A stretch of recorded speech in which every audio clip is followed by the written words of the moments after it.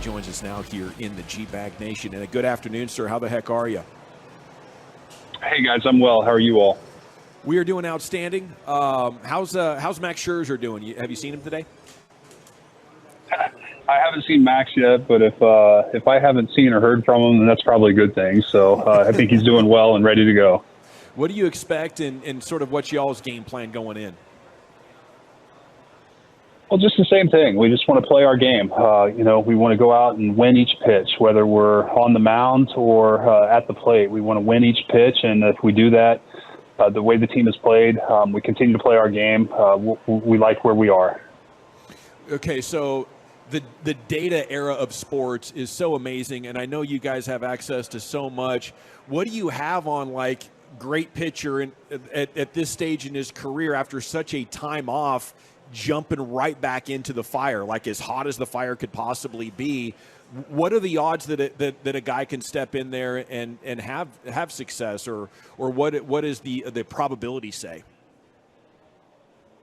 Well, I don't know if there are probabilities when it comes to these types of environments. I mean, really, the sample size is so small, and with the guys coming off injury and then being back pitching their first start in games of this magnitude, there's really just not a whole lot of data out there. But I think ultimately what we rely on, the data that we'll rely on, is really the in-game metrics, his stuff, how it's playing, how normal it looks as compared to where he was when he was going well in the regular season. And then obviously there's the subjective elements of, one, the results, and then two, just how Max is feeling, what he's communicating to our training staff, to Boch in the dugout. And Max is super honest. He knows his body. He knows himself. He's had injuries before where he's come back, and his first start back, he knows how to communicate and knows when to step on it, when to back off. And we're fully confident that he's going to be great tomorrow, and he'll give us what he has, and then we'll be able to piece it together after that. CY, obviously congratulations on the run that this team's on, man. This has been an absolute blast. But Evan Carter, of course, not in the lineup yesterday against Framber Valdez, who is a lefty. How important will it be moving forward in his development to get him in the lineup every day versus lefties as well as righties who he's hit really well? Yeah, that's a significant part of his development, and certainly we expect Evan to be an everyday player who's going to see 650 at-bats in a Major League season. But he's also 21 years old, and he's being asked to face lefties in the major leagues, and now some of the best lefties in the major leagues in a playoff-type environment. Our job is to set him up for success, and, right now I think that he's not quite ready for some of that. There are matchups that aren't going to be favorable, and there are going to be times where we leave him in to face a lefty, where we feel like this is a favorable matchup. Maybe the pitcher has a high walk rate. We know how good Evan's plate discipline is, and we'll be willing to run him out there against a lefty. Other times we say, hey, this is a tough matchup, and we've got a righty and Robbie Grossman, who really hits these guys well and has performed against left-handed pitchers. And so, knowing that when the lefty comes out of the game, we'll flip the lineup and Evan will go in. So, it's setting these guys up for success by putting them in the best positions to succeed. And Evan will grow into that. I have no doubt about it. But, I think right now we have to balance kind of where he is in his career and how hard it is to hit in the big leagues, especially against guys that you haven't faced before. The pitching, your pitching has just been such a joy to watch over the course of these playoffs and these last two games. What can you tell us about this Yordan Montgomery death ball? I haven't heard a name like that. Did he coin that himself? I don't know where that was coined. I heard about that this week, and I think Monty, he just knows how to pitch. I mean, all of his pitches tunnel out of the same release point. They stay on plane really, really long, and so it makes it hard for a hitter to determine whether it's a changeup, a curveball, or a fastball, or a sinker. And that's what pitching is. It's making pitches look the same and making the hitters have to make up their mind and commit to a pitch. And then oftentimes the pitch doesn't end up where the hitter is swinging to. And that's what Monty has done so well. And it's just been a real joy to watch him. He's such a competitor. He's embraced the environment and gone out and pitched great almost every time we've seen him since we traded for him. And really, we wouldn't be here without him. CY, I felt like I was you in that bottom of the fifth inning. The TV camera panned to you after Bregman grounded out. and I think I saw an F-bomb fly from your lips after that ground out happened and the inning ended right there. We were right there with you, man. Yeah, I hope I'm not actually after calling you out for anything. It was after the seventh, and it was after the seventh inning when Spores struck out Altuve, and I heard from a lot of people on that one. So my apologies to the fan base if I offended anybody. I think everybody misinterpreted what I said. Yeah. No, I'm joking. It was the emotions of it. Yeah, the emotions of it are, that's what we live for. This is, I'm invested in this as much as anybody, and I love this, and I'm as excited. I'm rooting for our guys as much as anyone, and that's the competitor in me, and it's what makes this great. I live for this. Well, I'm sorry that I got the wrong end. I was doing a pregame show for the Cowboys, but I was trying not to use that language on air. But I was living with you there. I was with you there, and I'm just I think glad you should go for it. I'm glad my GM is just as passionate about this as all get out, because that gives me hope going forward. It really, really does. Oh, heck yeah. If I lose that passion, then you won't see me. Yeah. Oh, no, I love it. I'm so proud of our group, and we still have work to do. When it comes to Eovaldi being able to get out of those situations, the numbers that he has specifically in the postseason with runners in scoring position, it is just insane how he's able to just get to another level. How rare is that to see from a starting pitcher in those pressure situations?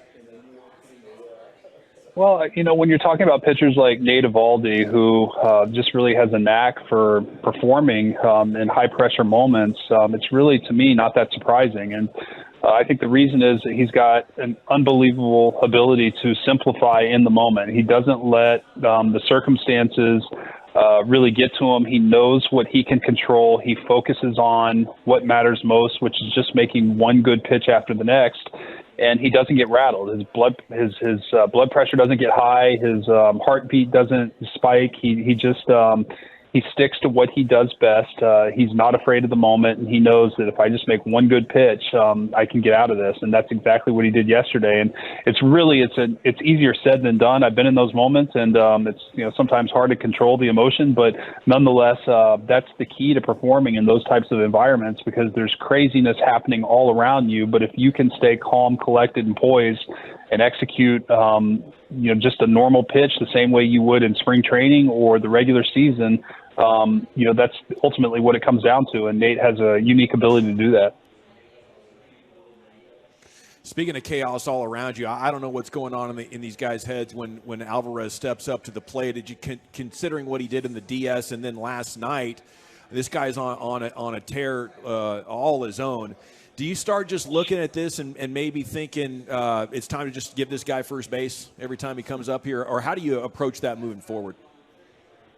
Well, those are Boch's decisions, and I leave those to him. We strategically, obviously, we talk about pregame, where the parts of who's in the lineup is, are the threats, and in situations where the tying or go-ahead run may be on base or up to bat, how we want to attack those moments. I think yesterday, 2 solo homers in situations where a solo homer wasn't going to beat us. We were willing to take chances that, maybe we could get an out there. But nonetheless, Alvarez is a tremendous hitter. I mean, he's one of the best in the big leagues.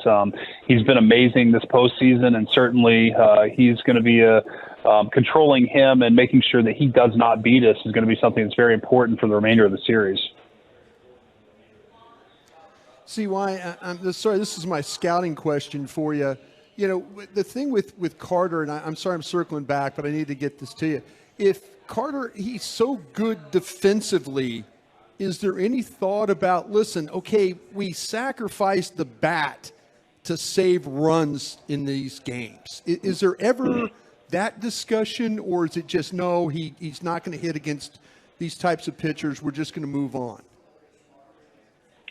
Well, I mean, to answer your question, Houston only has one lefty on their playoff roster right now, and it's Alvarez. I mean, it's Valdez, and so in that right. we have a run value assigned to Robbie Grossman getting 2, potentially 3 at bats off of Valdez, and knowing that it probably his maybe third at bat.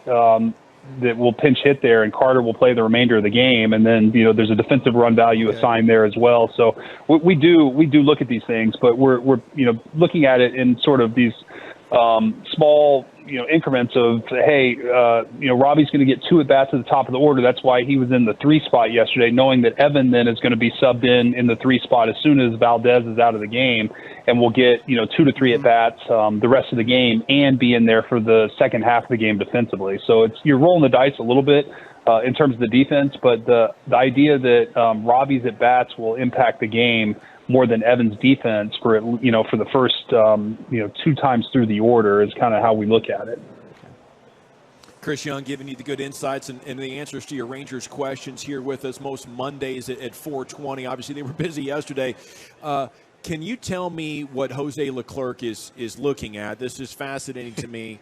He's looking in the stands. He's looking behind home plate, and then right before he pitches, he gets the call and just goes. But it's almost like he's trying to avoid looking at the catcher until the last possible second. Any insights on this, CY?